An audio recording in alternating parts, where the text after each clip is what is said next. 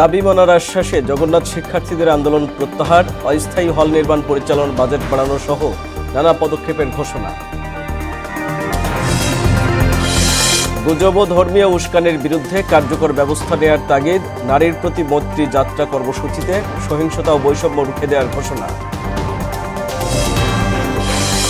কারো দল গোছানোর জন্য জনগণের ভোটাধিকার বিলম্বিত হতে পারে না বলছে বিএনপি, শান্তি শৃঙ্খলা ফেরাতে দ্রুত নির্বাচনের তাগিদ। এবং কোরবানির প্রভাবে চড়া রাজধানীর মশলা বাজার, বেড়েছে এলাচের দাম, মূল্যস্ফীতি কমাতে কৃষিতে সর্বোচ্চ বরাদ্দের তাগিদ বিশেষজ্ঞদের।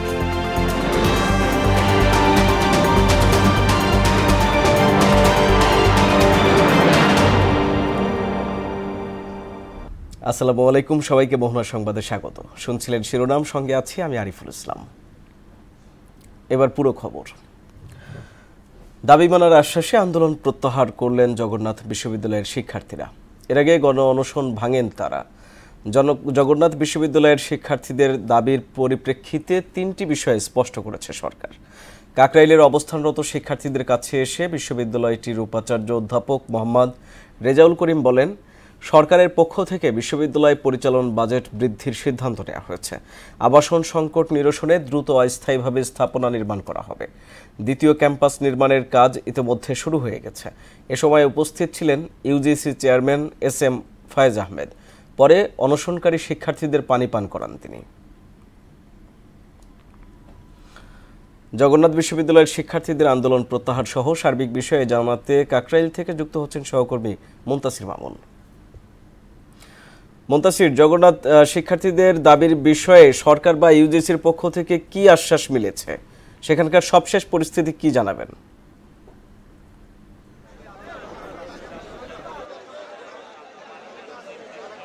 যে জগন্নাথ বিশ্ববিদ্যালয়ের যিনি উপাচার্য ডক্টর মোহাম্মদ রেজাউল করিম, তিনি কিন্তু ইউজিসি চেয়ারম্যানের সাথে কথা বলেন এবং তারা কিন্তু একটা মিটিং করেন বিকালের দিকে। সেই মিটিং কিন্তু ফলশ্রুতিতে কিন্তু তারা বাহিরে এসে গণমাধ্যমের সামনে জানায় যে আসলে তাদের সকল শিক্ষার্থীদের যে আন্দোলন, সে আন্দোলনের সকল দাবি তারা মেনে নিয়েছেন। এবং যদি আপনাকে একটু বলার চেষ্টা করি আরিফ, যে জগন্নাথ বিশ্ববিদ্যালয়ের শিক্ষার্থীদের আন্দোলনের প্রেক্ষিতে বিশ্ববিদ্যালয় প্রশাসন ও সরকার শিক্ষার্থীদের দাবি মেনে নিয়েছে এবং হামলাকারীদের বিরুদ্ধে যে ব্যবস্থা গ্রহণ, অর্থাৎ তাদের যে দাবিগুলো ছিল, সেই দাবিগুলোর মধ্যে অন্যতম একটি দাবি ছিল যে তাদের উপর যে ন্যাক্কারজনক হামলা করেছে, সেই হামলার বিরুদ্ধে ব্যবস্থা গ্রহণ এবং বিশ্ববিদ্যালয় প্রশাসন কর্তৃক যে বাজেট বৃদ্ধির কথা তারা কিন্তু বলেছেন এবং অস্থায়ী হল নির্মাণ, যেটি নিয়ে তারা কিন্তু আসলে এর আগেও আন্দোলন করেছেন বিগত সময়, সেটি নিয়ে কিন্তু আসলে তাদের কথা হয়েছে। এবং যদি আরেকটু জানানোর চেষ্টা করি যে দ্বিতীয় ক্যাম্পাসে যে কাজ, তারা শিক্ষার্থীরা বলছিলেন যে এই কাজটি যেন আসলে সেনাবাহিনীর কাছে হস্তান্তর করা হয় এবং সেটি নিয়ে কিন্তু আসলে তারা সেখানে উপদেষ্টা পর্যায়ে আলোচনা করেছেন এবং সেই আলোচনার প্রেক্ষিতে তারা গণমাধ্যমকে জানান যে দ্বিতীয় ক্যাম্পাসের দ্রুত বাস্তবায়নের উদ্দেশ্যে তাদেরকে মন্ত্রণালয় প্রতিশ্রুতিবদ্ধ করেছে। এবং ইউজিসি চেয়ারম্যান তিনি কিন্তু আসলে সর্বশেষে শিক্ষার্থীদের অনুরোধ করেন যে যেন তারা তাদের যে অনশন কর্মসূচি, সেই অনশন কর্মসূচি ভেঙে নেন এবং পরবর্তীতে তিনি কিন্তু অনশন কর্মসূচি ভাঙান। তো এই ছিল আমার কাছে কাকরাইল কেন্দ্র থেকে সর্বশেষ। আপনাকে ধন্যবাদ। দর্শক, জগন্নাথ বিশ্ববিদ্যালয়ের আন্দোলন প্রত্যাহারের খবর জানাচ্ছিলেন সহকর্মী মুনতাসির। নারী ও প্রান্তিক জনগোষ্ঠীর সুরক্ষা নিশ্চিত সহ গুজব ও ধর্মীয় উস্কানির বিরুদ্ধে কার্যকর ব্যবস্থা নিতে অন্তর্বর্তী সরকারের প্রতি দাবি জানানো হয়েছে নারীর ডাকে মৈত্রী যাত্রা কর্মসূচি থেকে। বিকেলে মানিক মিয়া অ্যাভিনিউয়ে কর্মসূচিতে পাঠ করা ঘোষণাপত্রে এই দাবি উঠে আসে। ঘোষণাপত্রটি পাঠ করেন জুলাই শহীদ পরিবারের ৩ জন নারী সদস্য। ঘোষণাপত্রে বলা হয়, নির্বাচনী অঙ্গীকার কিংবা সংস্কারের প্রতিশ্রুতি দিয়ে হোক নারী, শ্রমিক, জাতিগত, ধর্মীয়, ভাষাগত ও লৈঙ্গিক সংখ্যালঘুদের অধিকারের বিষয়ে অবস্থান পরিষ্কার করতে হবে। বলেন, নারীর বিরুদ্ধে সহিংসতা ও বৈষম্য চালিয়ে যাওয়ার অপচেষ্টা মেনে নেওয়া হবে না। সার্বজনীন হতে দেব না। আমরা অধিকার ও ধর্মের মধ্যে দ্বন্দ্ব তৈরি করতে দেব না। মর্যাদা নিয়ে কোনো ধরনের দার্থিকতা মেনে নেব না। আমরা সরকার ও প্রতিটি রাজনৈতিক দলের নারী বিষয়ক অবস্থান নজরদারিতে রাখবো। যে ক্ষমতা কাঠামো এসব জুলুমবাজি জিয়ে রাখে, আমরা সেই কাঠামোকে ভাঙব। আমরা চুপ করবো না। হুমকির মুখে নত হব না। আমরা আমাদের অধিকার আদায়ের দাবিতে অটল থাকব। কারো দল গোছানোর জন্য জনগণের ভোটাধিকার বিলম্বিত হতে পারে না বলে মন্তব্য করেছেন বিএনপির স্থায়ী কমিটির সদস্য নজরুল ইসলাম খান।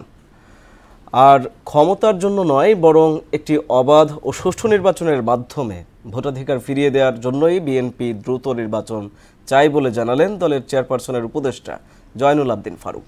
জাতীয় প্রেস ক্লাবে এক আলোচনায় এসব কথা বলেন তারা। তানজিদ ভুঁইয়ার প্রতিবেদন। রাজনৈতিক সংকট উত্তরণে বাংলাদেশ লেবার পার্টির প্রতিষ্ঠাতা মাওলানা আব্দুল মতিনের ২৯তম মৃত্যুবার্ষিকীতে আয়োজিত আলোচনা সভায় নির্বাচিত সরকার প্রতিষ্ঠায় দ্রুত ভোট আয়োজনের দাবি জানান বক্তারা। আলোচনায় উঠে আসে বিগত ১৭ বছরে জনগণের উপর ফ্যাসিস্ট সরকারের অত্যাচার, নির্যাতনের চিত্র। এতে জনগণের ভোটাধিকার ফেরানোর দাবিতে সবাইকে ঐক্যবদ্ধ হওয়ার আহ্বান জানান বিএনপি নেতারা। সরকার দায়িত্বশীল ভূমিকা রাখবে এবং এনসিপি আমরা তাদেরকে স্বাগত জানাই। এদেশের বিগত আন্দোলন সংগ্রামে এদেশের ছাত্র সমাজ ঝাঁপিয়ে পড়েছে। সাবেক রাষ্ট্রপতির দেশ ত্যাগ আর ছাত্রদল নেতা সাম্য হত্যার ঘটনার কথা উল্লেখ করে দেশের শান্তি শৃঙ্খলা ফেরাতে দ্রুত নির্বাচিত সরকার প্রয়োজন বলে জানান দলের চেয়ারপারসনের উপদেষ্টা জয়নুল আবেদিন ফারুক। বাংলাদেশের ১৬ বছরের শেখ হাসিনার অত্যাচার, আয়নাঘরে নির্বিচার অত্যাচার, বিএনপির ৫,০০০-এর উপরে নেতা কর্মীকে নৃশংসভাবে খুন করার ইতিহাস, জুলাই বিপ্লবের হাজার ছাত্রকে পঙ্গু করে দেওয়া, আত্মহত্যা দেওয়া, সেই লোকগুলোর কথা স্মরণ করেন, তাহলে আপনার এখন গুরু দায়িত্ব একটি, এদেশের মানুষের কাছে একটি নিরপেক্ষ নির্বাচন উপহার দেওয়া। ঐক্যমত্যের মাধ্যমে জুন জুলাইয়ের মধ্যে সনদ তৈরি করতে পারলে ডিসেম্বরেই নির্বাচন সম্ভব বলে মনে করেন দলের স্থায়ী কমিটির সদস্য নজরুল ইসলাম খান। আইনের মাধ্যমে, অধ্যাদেশের মাধ্যমে যেটা করা যাবে সেটা এখনই হবে, যেটা সংবিধানের পরিবর্তন প্রয়োজন হবে সেটা আগামী নির্বাচিত সংসদে হবে। সবাই একমত হয়ে দস্তখত করে দিলাম আমরা, এবং সেই অনুযায়ী আগামী দিনে কাজ চলবে। এই কাজটা যদি জুন মাসের মধ্যেই সম্ভব হয়, এমনকি যদি জুলাই মাসের মধ্যেও সম্ভব হয়, তাহলে ডিসেম্বরের মধ্যে নির্বাচন করতে বাধাটা কোথায়? সংকট মোকাবিলায় রাজনৈতিক সরকারের বিকল্প নেই বলেও মন্তব্য করেন এই বিএনপি নেতা। তারা এটার বিরোধিতা করছেন, তারা শুধু বলুন যে কোন যুক্তিতে ডিসেম্বরের পরে করতে হবে নির্বাচন। তানজিদ ভুঁইয়া, মোহনা সংবাদ, ঢাকা। যে অন্যের অগোচরের প্রশংসা করতে পারে সেই ভালো ও শ্রেষ্ঠ মানুষ, এমন মন্তব্য করেছেন জামায়াতে ইসলামীর আমির ডাক্তার শফিকুর রহমান। বিশিষ্ট শিক্ষাবিদ ও লেখক ডক্টর আজম ওবায়দুল্লাহর স্মরণে আয়োজিত অনুষ্ঠানে এমন মন্তব্য করেন তিনি।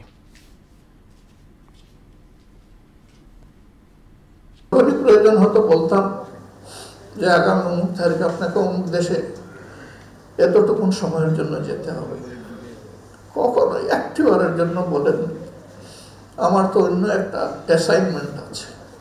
আল্লাহ মেহরবানি করে পরিবারটির পূর্ণ অভিভাবকত্ব কবুল করুন।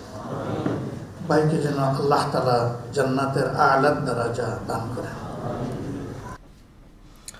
জাতীয় নাগরিক পার্টির যুব সংগঠন জাতীয় যুব শক্তির আহ্বায়ক কমিটি ঘোষণা করেছে দলটি। বিকেলে রাজধানীর গুলিস্তানের আবরার ফাহাদ এভিনিউতে দলটির আত্মপ্রকাশ অনুষ্ঠানে এই কমিটি ঘোষণা করা হয়। ঘোষিত কমিটিতেও আহ্বায়ক হিসেবে দায়িত্ব পেয়েছেন অ্যাডভোকেট তরিকুল ইসলাম, সদস্য সচিব হয়েছেন ডাক্তার জাহিদুল ইসলাম এবং মুখ্য সংগঠক হয়েছেন ইঞ্জিনিয়ার ফরহাদ সোহেল।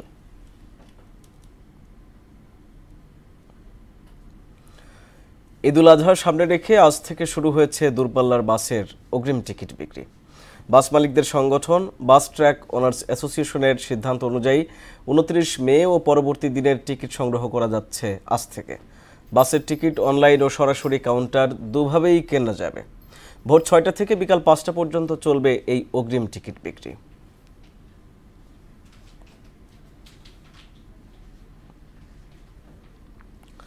কক্সবাজার থেকে ছেড়ে আসার সময় চাকা খুলে যাওয়া বিমান বাংলাদেশ এয়ারলাইন্সের ফ্লাইটটি নিরাপদে ঢাকায় অবতরণ করেছে।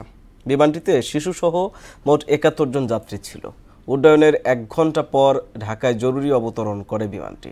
সব যাত্রী নিরাপদে নেমেছেন। আরও জানাচ্ছেন এমআর আসাদ। শুক্রবার বেলা ১টা ২০ মিনিটে কক্সবাজার থেকে ছেড়ে আসে বিমান বাংলাদেশ এয়ারলাইন্সের BG ৪৩৬ ফ্লাইট। এটি -৮ 400 মডেলের একটি উড়োজাহাজ। উড্ডয়নের পরপরই এর পেছনের একটি চাকা খুলে পড়ে যায়। পাইলট ঢাকার এয়ার ট্রাফিক কন্ট্রোলকে জরুরি বার্তা পাঠিয়ে জানান তিনি জরুরি অবতরণ করতে চান। বিমানটিতে নারী শিশু সহ ৭১ জন যাত্রী ছিলেন। বার্তা পাওয়ার পর শাহজালাল আন্তর্জাতিক বিমানবন্দরে জরুরি প্রস্তুতি নেওয়া হয়। রানওয়ের পাশে প্রস্তুত করে রাখা হয় ফায়ার সার্ভিসের দল। উড্ডয়নের ১ ঘণ্টা পর ঢাকা হজরত শাহজালাল আন্তর্জাতিক বিমানবন্দরে জরুরি অবতরণ করে বিমান বাংলাদেশ এয়ারলাইন্সের ফ্লাইটটি। ৭১ জন যাত্রী নিরাপদে নেমে আসতে সক্ষম হয়। বাংলাদেশ বিমানের ফ্লাইটটির যান্ত্রিক ত্রুটিগুলো খতিয়ে দেখা হচ্ছে। বিমান বিশেষজ্ঞদের মতে পেছনের এক চাকাতেও নিরাপদে অবতরণ সম্ভব, তবে এমন ঘটনায় যথাযথ তদন্ত করে ব্যবস্থা নেওয়া দরকার। আর আসাদ, মোহনা সংবাদ। ঈদুল আজহার প্রভাবে রাজধানীর বাজারে চড়ে গেছে মশলার ঝাঁজ। মাংস রান্নার প্রয়োজনীয় অনুষঙ্গ এলাচের দাম কেজিতে বেড়েছে ২,০০০ টাকা, আর জিরার দাম বেড়েছে ৪০ টাকা পর্যন্ত। তবে অন্য সব মশলার দাম স্থিতিশীল। এদিকে গরুর মাংস কেজিতে ৫০ টাকা বেড়ে বিক্রি হচ্ছে ৮০০ টাকায়। ডিমের দাম ২ দফায় ডজনে ১০ টাকা বেড়েছে, আর সব রকম চালের দাম কেজিতে ১০ টাকা পর্যন্ত কমেছে। একই সঙ্গে সবজির দামও গেল সপ্তাহের তুলনায় কিছুটা কমেছে। রেজা খানের রিপোর্ট। ঈদুল ফিতরের পর বাড়তে থাকা সবজির দাম কিছুটা কমেছে। সারা দেশে বৃষ্টির ফলে উৎপাদন বেড়ে বাজারে তার প্রভাব পড়েছে। ১০০ টাকার ওপরে শুধু কচুমুখী ও সজনের দাম, বাকি সবজি বিক্রি হচ্ছে ৬০ থেকে ৯০ টাকায়। তবে দাম আরও কমা উচিত বলে মনে করেন ভোক্তারা। গত সপ্তাহের তুলনায় সপ্তাহ একটু কমছে, ভালোই কমছে, খারাপ না। পটল আসলে ৮০ টাকা, ৬০ টাকা। ফুলকপি ছিল ৮০ টাকা, ৭০ টাকা, ৬০ টাকা বেচতেছে আজকে। কাঁচামরিচ ৮০ টাকা, টমেটো ৫০ টাকা, গাজর ৬০ টাকা।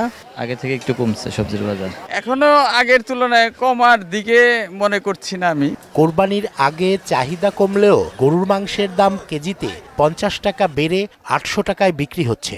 আমি ৭৮০, ৮০০ বেচতেছি, পানি ছাড়া গোস। কাস্টমার তার সব একরকম না, যার থেকে যেভাবে পায় ওভাবে। তবে ব্রয়লার ও সোনালী মুরগির দাম কেজিতে ১০ টাকা কমেছে।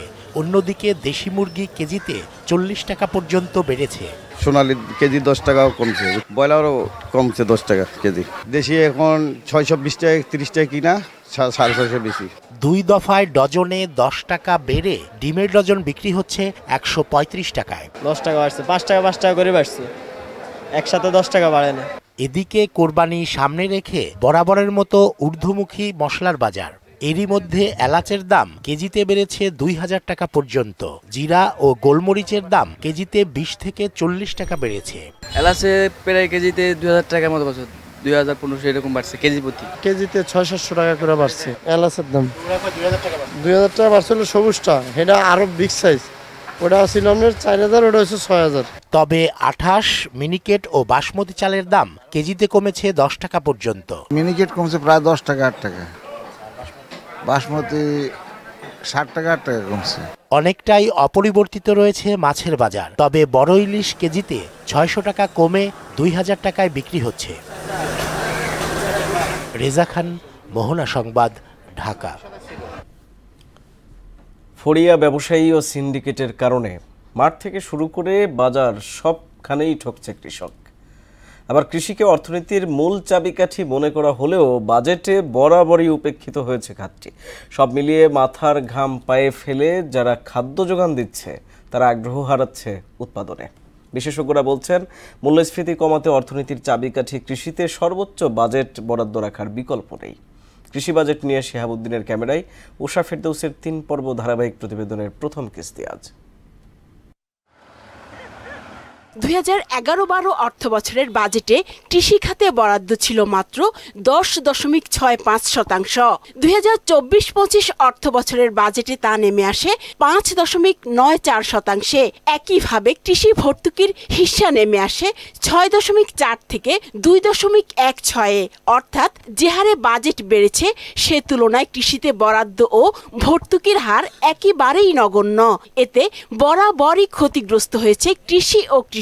আমরা ১ সার দিতে মনে লাগে, আমাকে ৪ সার লাগে। সার লাগে জমিতে ফসল হয় না। মরে জায়গায় যেমন ফাঁক রয়ে জায়গা গাছ, এই কুবড়া গাছ ফাঁক রয়ে জায়গা, লাউ গাছ মনে করে মরে জায়গা। দেশে বর্তমানে যে খাদ্য মূল্যস্ফীতি তার বড় কারণ কৃষি উৎপাদন কমে যাওয়া। চ্যালেঞ্জগুলোর মধ্যে রয়েছে নানান প্রাকৃতিক দুর্যোগ, উপকরণের দাম বৃদ্ধির বিপরীতে কৃষি জমি কমে যাওয়া এবং ফসলের ন্যায্য মূল্য নিশ্চিত না হওয়া। অনেক কমে গেছে, আগের থেকে অনেক ফসল কমে গেছে। গাছের পচাড়ি ধরছে, অমুক হয়েছে, বাবরি ধরছে। অষ্টম পঞ্চবার্ষিক পরিকল্পনা অনুযায়ী কৃষি খাতে 4% প্রবৃদ্ধির লক্ষ্যমাত্রা থাকলেও অর্জন হয়েছে 3.2%। তাই আসছে বাজেটে কৃষিতে কমপক্ষে 4 থেকে 5% প্রবৃদ্ধির লক্ষ্যমাত্রা নির্ধারণ করতে হবে। কৃষির ক্ষেত্রে সবচাইতে বাজেট যেটা, এই বাজেটটা সবসময় সর্বোচ্চ থাকা উচিত, কারণ যেখান থেকে হেলথ এবং অন্যান্য জিনিস সব কিছু কিন্তু নির্ভর করছে কৃষির উপরে। এবং এখানে যেটা দরকার সেটা হলো বাজেটটা প্রয়োগ করতে হবে কোথায়, যে চাষি যেন ন্যায্য মূল্য পায়। সরকারি পর্যায়ে যদি পণ্য একটা রেট তৈরি করে দিয়ে কালেকশন করা হয়। জলবায়ু অভিঘাতে সবচেয়ে বেশি ক্ষতিগ্রস্ত হয় কৃষি। বাজেটে এ খাতের জন্য আলাদা যে বরাদ্দ থাকে তাতে কৃষির ভাগ্যে জোটে মাত্র 4 থেকে 5%। বাস্তবতা বিবেচনায় এর পরিমাণ অন্তত 40% হওয়া দরকার বলে মনে করেন তিনি। প্রাকৃতিক দুর্যোগ এটা সবসময় থাকবে, এর জন্য সারা বিশ্ব বিভিন্ন ধরনের প্রোগ্রাম চালু আছে। বার্কের সাথে কিন্তু সমস্ত রিসার্চ প্রতিষ্ঠানগুলো জড়িত। প্ল্যান সরকারকে তৈরি করে দিতে হবে, যার মাধ্যমে পণ্যের গুণাগুণ, আমরা যেটাকে বলি ভ্যালু এডিশন, এই ধরনের জিনিস যখন তৈরি হবে তখন বাংলাদেশের কৃষি আরও সমৃদ্ধ হবে। কৃষি ও কৃষক বাঁচাতে বাজেট প্রণয়নের আগে সরকারকে দূরদর্শী সিদ্ধান্ত নেয়ার তাগিদ দিয়েছেন এই বিশেষজ্ঞ। উষা ফেরদৌস, মোহনা সংবাদ, ঢাকা। গ্র্যান্ড ফিনালের মাধ্যমে শেষ হলো east West university creative marketing club আয়োজিত সার্ভিস কমব্যাক্ট। বিকেলে আফতাবনগর ক্যাম্পাসে বহুল প্রতীক্ষিত এই ফ্ল্যাগশিপ ইভেন্টের সেরা 3 দলকে দেওয়া হয় পুরস্কার। পাশাপাশি উদ্ভাবিত ধারণা নিয়ে প্রকল্প সমন্বয় করার সুযোগ পাবেন বিজয়ীরা। পুরা আয়োজনের মিডিয়া পার্টনার ছিল দর্শক নন্দিত মোহনা টেলিভিশন। বিস্তারিত মনিরুল ইসলামের প্রতিবেদনে।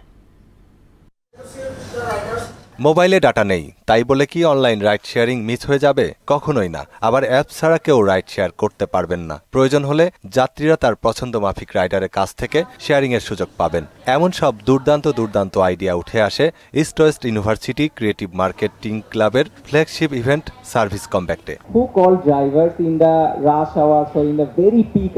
দেশের শীর্ষ এক রাইড শেয়ারিং প্রতিষ্ঠানের উন্নয়ন নিয়ে ধারণা জমা দেয় বিশ্ববিদ্যালয়টির শিক্ষার্থীরা। মোট 45 দলের মধ্যে গ্র্যান্ড ফিনালেতে পারফর্ম করার সুযোগ পায় 7 দল। তাদের আইডিয়া বাস্তবায়ন করলে কোম্পানির পাশাপাশি ভোক্তা মনেও স্বস্তি আসবে বলে প্রত্যাশা করেন সকলেই। ওয়ান স্টপ সলিউশনে স্টুডেন্টরা এমন একটা প্ল্যাটফর্ম পাবে যেখানে তারা তাদের প্রেফার্ড যে ড্রাইভার আছে তাকেও পাচ্ছে, প্লাস তাদের রুটগুলাও যেহেতু প্রতিদিনের স্কুল বা কলেজে থাকতেছে, সো সেই রুটটাও সিলেক্টিভ থাকে। আর্জেন্ট দরকার তখন যাতে হচ্ছে আমি আমার এমবি ছাড়াও আমি আমার রাইডটা ইনশিওর করতে পারি বা অর্ডারটাও করতে পারি, এজন্য আমরা অ্যাপের একটা লাইট ভার্সন হচ্ছে লঞ্চ করার চেষ্টা করেছি। আমাদের যে কেসটা দেওয়া হয়েছে সেখানে বলা হয়েছে কিভাবে যেই কনজিউমার বেসরা খ্যাপ ইউজ করে সেটার জায়গায় আমরা কিভাবে তাদেরকে পাঠালে কনভার্ট করতে পারি। চতুর্থ শিল্প বিপ্লবের এই সময়ে ক্রমেই বাড়ছে ক্রিয়েটিভ মার্কেটের প্রসার। সে তুলনায় বাংলাদেশ একদমই পিছিয়ে।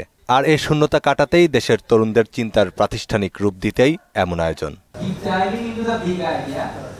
সৃজনশীলতা ও বিশ্লেষণমূলক দক্ষতায় দেশের বাজার হবে সহজবোধ্য ও সাবলীল। পাশাপাশি এমন আয়োজনে কৌশল আর সৃজনের মিশ্রণে দারুণ ক্ষেত্র তৈরির কথা বললেন আয়োজকরা। তাদের সাথে আমাদের কম্পিট করে বিজনেস করতে হবে, এবার সেটা প্রোডাক্ট রিলেটেড হোক বা সার্ভিস রিলেটেড হোক। সো সার্ভিস রিলেটেড যদি হয় তাহলে এটা আরও বেশি টাফ, কারণ হচ্ছে সার্ভিস হচ্ছে জাস্ট সার্ভিস আমরা দেখতে পারি না, জাস্ট আমরা প্রোভাইড করতে পারি মানুষদেরকে আমাদের কাজের ভাবে। পরে বিজয় দলের মাঝে পুরস্কার তুলে দেন ই কমার্স বিপণন বিশেষজ্ঞ আমিরুল ইসলাম সহ দেশের তথ্য প্রযুক্তি খাতের সংশ্লিষ্টরা। মনিরুল ইসলাম, মোহনা সংবাদ, ঢাকা। এবার আন্তর্জাতিক প্রসঙ্গ। গাজায় চলমান বর্বরতায় একদিনে 143 ফিলিস্তিনিকে হত্যা করেছে ইসরায়েল। 15ই মে নাকবা দিবস বা মহাবিপর্যয় দিবসে হামলার মাত্রা বাড়িয়ে সে দুঃসহ স্মৃতির পুনরাবৃত্তি করেছে ইসরায়েল। এদিকে ভারতের সঙ্গে যুদ্ধবিরতি 18 মে পর্যন্ত বাড়ানো হয়েছে বলে নিশ্চিত করেছেন পাকিস্তানের পররাষ্ট্রমন্ত্রী ইসহাক দার। অন্যদিকে পাকিস্তানের সঙ্গে সিন্ধু পানি বন্টন চুক্তি স্থগিত থাকবে বলে জানিয়েছেন ভারতের পররাষ্ট্রমন্ত্রী এস জয়শঙ্কর। কাজী শাহরিনের ডেস্ক রিপোর্ট। 15ই মে ফিলিস্তিনিদের জন্য একটি ভয়ঙ্কর ও মহাবিপর্যয়ের দিন। ৭৭ বছর আগে এ দিনটিতে ফিলিস্তিনিদের ওপর ধ্বংসযজ্ঞ চালানো হয়। অসংখ্য ফিলিস্তিনিকে নির্মমভাবে হত্যা করে দখলদার ইসরায়েল। তাই এই দিনটিকে বলা হয় নাকবা দিবস বা মহাবিপর্যয় দিবস। সে দুঃসহ স্মৃতি আজও বয়ে বেড়াচ্ছেন ফিলিস্তিনিরা। এই নাকবা দিবসেই আবারও দখলদার ইসরায়েল গাজা জুড়ে হামলার মাত্রা বাড়িয়ে দেয়। এতে গত 24 ঘন্টায় নিহত হয়েছে আরও 143 ফিলিস্তিনি, আহত হয়েছে 1.5 শতাধিক মানুষ। এই হামলার ফলে প্রাণহানি ছাড়িয়ে গেছে 53,000। এদিকে এখনও কমেনি পাক ভারত উত্তেজনা। দুদেশের মাঝে যুদ্ধবিরতি চললেও ভারত তার পূর্বের অবস্থানেই অনড় রয়েছে। ভারতের পররাষ্ট্রমন্ত্রী এস জয়শঙ্কর বলেছেন, পাকিস্তানের সঙ্গে সিন্ধু পানি বন্টন চুক্তি স্থগিতই থাকবে। যতদিন পাকিস্তান সীমান্তে সন্ত্রাসের মদদ দেয়া বন্ধ না করবে, ততদিন এই অবস্থার পরিবর্তন হবে না বলেও হুঁশিয়ারি দেন তিনি। অন্যদিকে ভারতের আরও একটি যুদ্ধবিমান ভূপাতিত করার দাবি করেছে পাকিস্তান। পাক বাহিনী 6 মে মধ্যরাতে শ্রীনগরের পূর্ব দিকে পাম্পেরোর কাছে একটি ভারতীয় যুদ্ধবিমান মিরাজ 2000 ভূপাতিত করেছে বলে দাবি করেছেন পাকিস্তানের প্রধানমন্ত্রী শেহবাজ শরীফ। ওদিকে পাকিস্তানের পররাষ্ট্রমন্ত্রী ইসহাকদার জানিয়েছেন, ভারতের সঙ্গে যুদ্ধবিরতি 18ই মে পর্যন্ত বাড়ানো হয়েছে। বৃহস্পতিবার সিনেটে ভাষণ দিতে গিয়ে তিনি জানান, দুদেশের সামরিক অভিযান চালকদের মধ্যে যোগাযোগে এই সিদ্ধান্ত নেওয়া হয়েছে। গাজী শাহরিন, মোহনা সংবাদ। শেষ করব মোহনা সংবাদ, যাওয়ার আগে জানিয়ে দিব শিরোনামগুলো আরও একবার।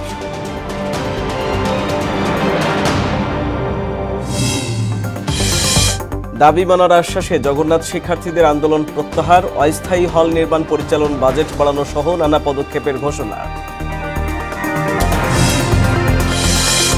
গুজব ও ধর্মীয় উস্কানির বিরুদ্ধে কার্যকর ব্যবস্থা নেওয়ার তাগিদ, নারীর প্রতি মৈত্রী যাত্রা কর্মসূচিতে সহিংসতা ও বৈষম্য রুখে দেওয়ার ঘোষণা।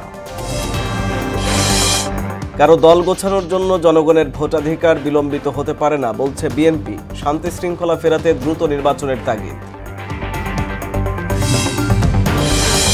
এবং কোরবানির প্রভাবে চড়া রাজধানীর মশলাবাজার, বেড়েছে এলাচের দাম। মূল্যস্ফীতি কমাতে কৃষিতে সর্বোচ্চ বরাদ্দের তাগিদ বিশেষজ্ঞদের।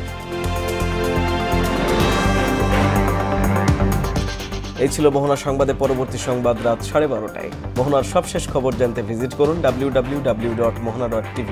সংবাদ দেখতে পারেন ফেসবুক, ইউটিউবেও। এতক্ষণ সঙ্গে থাকার জন্য ধন্যবাদ সবাইকে।